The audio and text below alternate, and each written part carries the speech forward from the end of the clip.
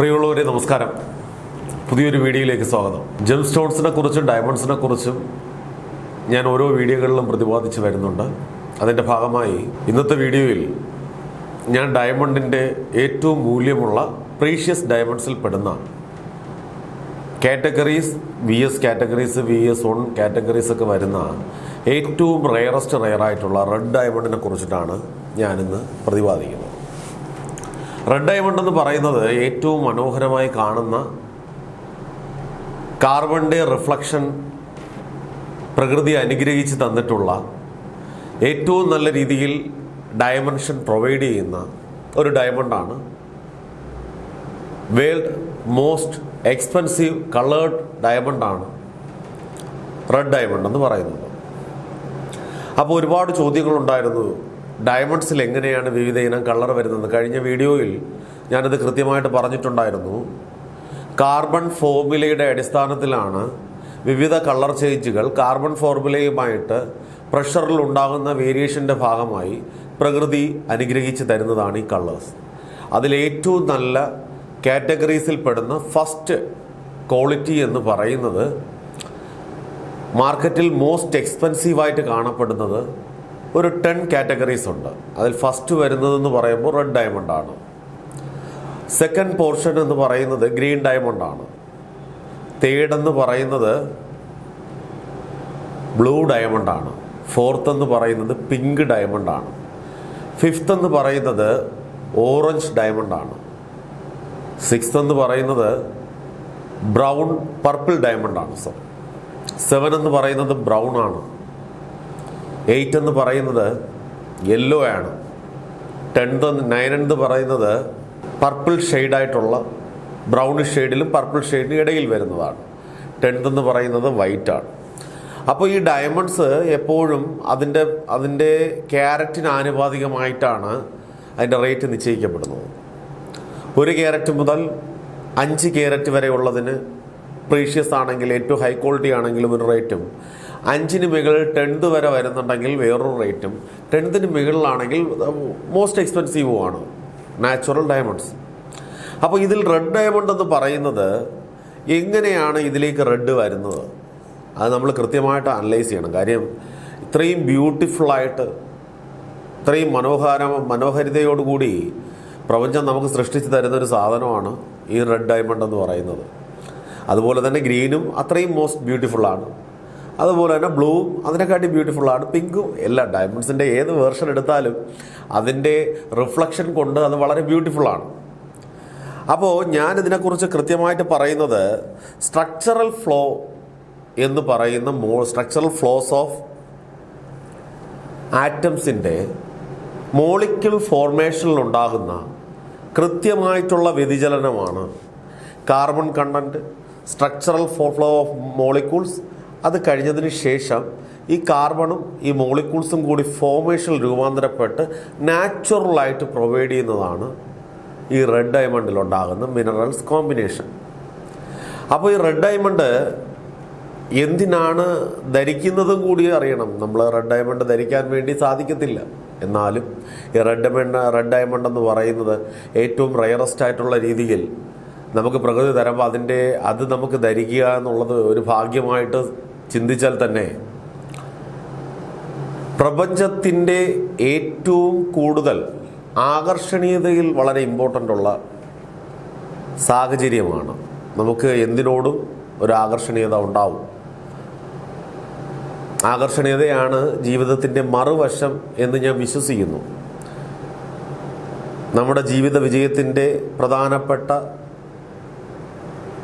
ചവിട്ടുവാതിലെന്ന് പറയുന്നതും ആകർഷണീയത തന്നെയാണ്. പക്ഷേ റെഡ് ഡയമണ്ട് എന്ന് പറയുന്നത് ഏറ്റവും മനോഹാരിതയായിട്ട് കാണുന്നതിൽ പരം അതിൻ്റെ അകത്തുണ്ടാകുന്ന റിഫ്ലക്ഷൻസിനെ കുറിച്ച് നമ്മൾ പഠിക്കണം. Diamonds VVS1, VVS2, VVS3 categories, colour grade D, E, F, I, clarity, carat weight 1, 2, 3, 5, above 5, above 10, more than. അപ്പോൾ ഇങ്ങനെയുള്ള ഈ ക്യാരറ്റിൻ്റെയും കളറിൻ്റെയൊക്കെ വ്യതിയാനങ്ങൾ, കളർ ചേഞ്ച് എന്ന് പറയുന്നതാണ് ഓരോ കളേഴ്സിനും അടിസ്ഥാനത്തിലാണ് ഡയമണ്ടിൻ്റെ റേറ്റ് നിശ്ചയിക്കുന്നത്.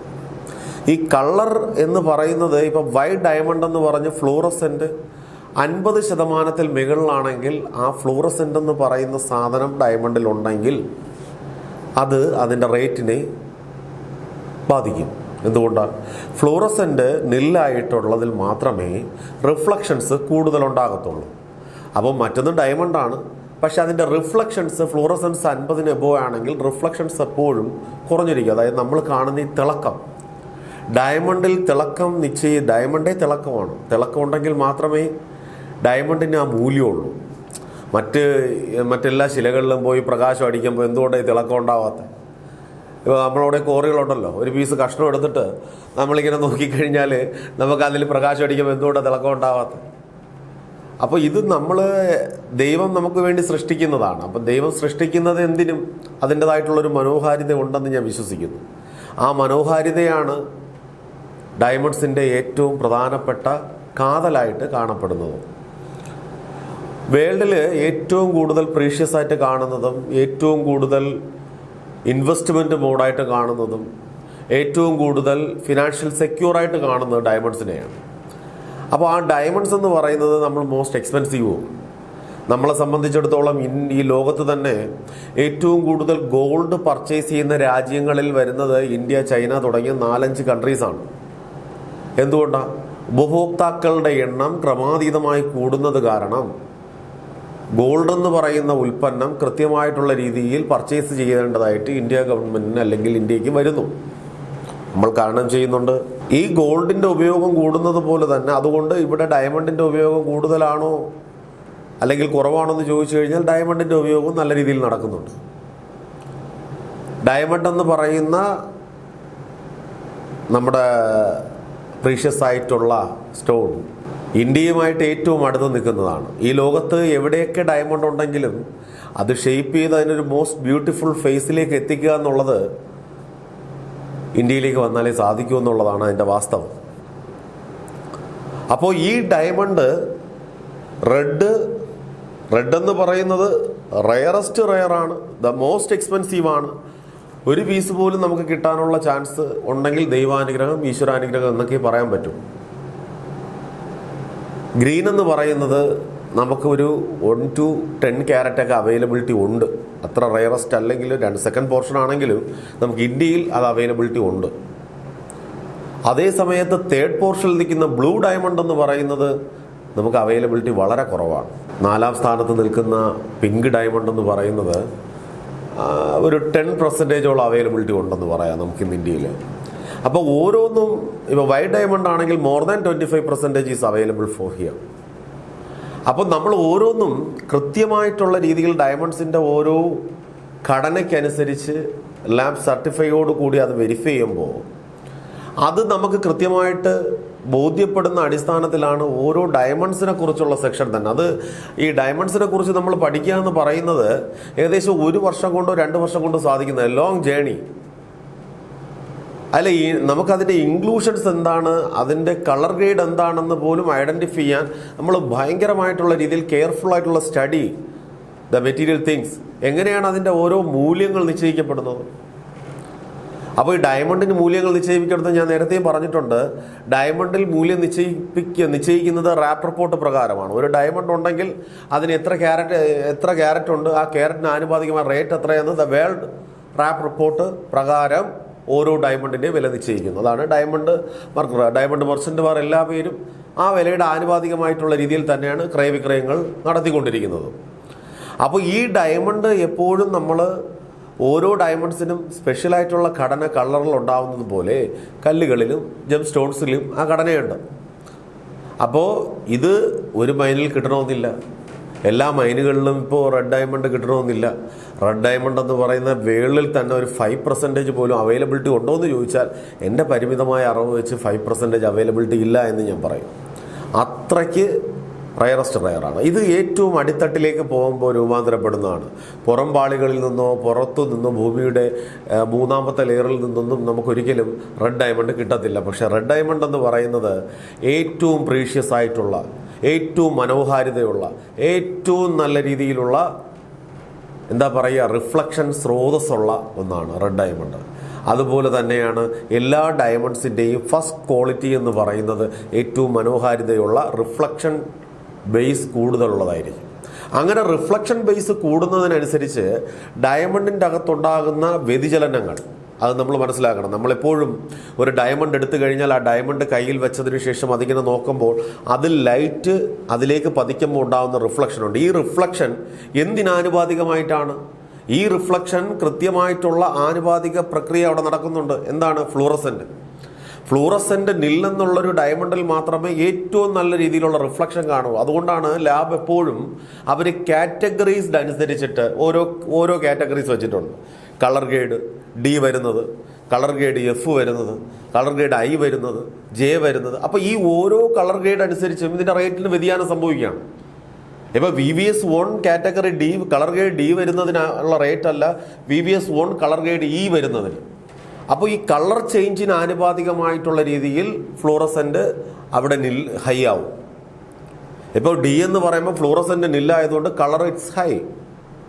പക്ഷെ അതേ സമയത്ത് ഇ ആണ് വരുന്നുണ്ടെങ്കിൽ ഫ്ലൂറസെൻ്റ് ഈസ് ബിലോ 50. അപ്പോൾ കളർ എന്ത് ചെയ്യും? സ്വാഭാവികമായിട്ടും കളർ എന്ന് പറയുന്നത് ഈ ഗ്രേഡിലേക്ക് പോകും. അതുകൊണ്ട് വളരെ സുതാര്യമായിട്ടും വളരെ വളരെ കൃത്യമായിട്ടുള്ള ബോധ്യത്തിൻ്റെ അടിസ്ഥാനത്തിലാണ് ഈ ലാബിലുള്ള വെരിഫിക്കേഷൻ പ്രോസസ്സിംഗ് നടന്നത്. വേൾഡിൽ തന്നെ വെച്ചിട്ടുള്ള ഏറ്റവും ഹാർഡ്നെസ് ഉള്ള വസ്തു, ആ ഏറ്റവും ഹാർഡ്നെസ് ഉള്ള വസ്തുവിൽ ഏറ്റവും നല്ല റിഫ്ലക്ഷൻ നടക്കുക എന്ന് പറയുന്നത് അത് പ്രകൃതിയുടെ സുന്ദരമായിട്ടുള്ള ഒരു മുഖമാണ്. ആ റിഫ്ലക്ഷൻ അതിലേക്ക് നടക്കുന്നത് മോളിക്യൂൾസിൻ്റെ അടിസ്ഥാനത്തിലാണ്. ഈ മോളിക്യൂൾസ് രൂപാന്തരപ്പെടുന്നത് കാർബൺ എന്ന് പറയുന്ന കണ്ടന്റുള്ള കാർബൺ ഫോർമുലയുടെ അടിസ്ഥാനത്തിലാണ്. അപ്പോൾ കാർബൺ ഫോർമുലയുടെ അടിസ്ഥാനത്തിൽ പ്രകാശം വന്ന് പതിക്കുമ്പോൾ റിഫ്ലക്ഷൻ ഉണ്ടാകുന്നുണ്ടെങ്കിൽ അത് പ്രകൃതിയുടെ ഒരു മേജിക് എന്ന് തന്നെ പറയാം. അതുകൊണ്ട് ഏറ്റവും മനോഹാരിതയുള്ള, ഏറ്റവും ബ്യൂട്ടിഫുൾ ആയിട്ടുള്ള ഡയമണ്ട്സ് ആണ് റെഡ് ഡയമണ്ട്. അപ്പോൾ റെഡ് ഡയമണ്ടിൻ്റെ മനോഹാരിത പോലെ തന്നെയാണ് അടുത്ത വശത്ത് ഗ്രീൻ ഡയമണ്ട്. റെഡ് ഡയമണ്ടിൽ ഇപ്പോൾ കാർബൺ ഫോർമുലയുണ്ട്, മോളിക്യൂൾ ഫോർമേഷനുണ്ട്. ആ ഒരു പ്രഷർ വ്യതിയാനം കൊണ്ട് റെഡ് ആകുന്നുണ്ട്. അത് ഏറ്റവും അടിത്തട്ടിൽ നിന്ന് കിട്ടുന്നതാണ്. പക്ഷേ ഗ്രീൻ ഡയമണ്ട് ഒരു 4ാമത്തെ ലെയറിൽ നിന്ന് ഖനനം ചെയ്തെടുക്കുന്നതാണ് ഗ്രീൻ ഡയമണ്ട്. അപ്പോൾ അതിൻ്റെ പ്രഷർ വ്യതിയാനത്തിലുണ്ടാകുന്ന മാറ്റമാണ്, കാർബൺ ഫോർമുലയുമായി പ്രഷർ വ്യതിയാനത്തിലുണ്ടാകുന്ന മാറ്റമാണ് ഡയമണ്ട്സിൻ്റെ വിവിധ ഇനം കളറുകൾക്ക് രൂപാന്തരപ്പെടുന്നു എന്നുള്ളതാണ് യാഥാർത്ഥ്യം. ഏറ്റവും മനോഹാരിതയുള്ളതിന് ഏറ്റവും സന്തോഷം പകർന്നു നൽകാൻ സാധിക്കുമെന്നുള്ള അറിവ് നിങ്ങൾക്കുണ്ടെങ്കിൽ അത് തെറ്റാണ്. മനോഹാരിതയിലല്ല സന്തോഷത്തിൻ്റെ അളവ്. സന്തോഷമെന്ന് പറയുന്നത് കർമ്മത്തിലാണ്. കർമ്മത്തിലൂന്നിയുള്ള പ്രവൃത്തികളിലൂടെ സന്തോഷത്തോടുകൂടി ചിരിച്ച മുഖത്തോടുകൂടി ഇരിക്കാൻ എല്ലാവരെയും ഈശ്വരൻ സഹായിക്കട്ടെ എന്ന് പറഞ്ഞുകൊണ്ട് അടുത്ത വീഡിയോയിൽ കാണാം. നന്ദി, നമസ്കാരം.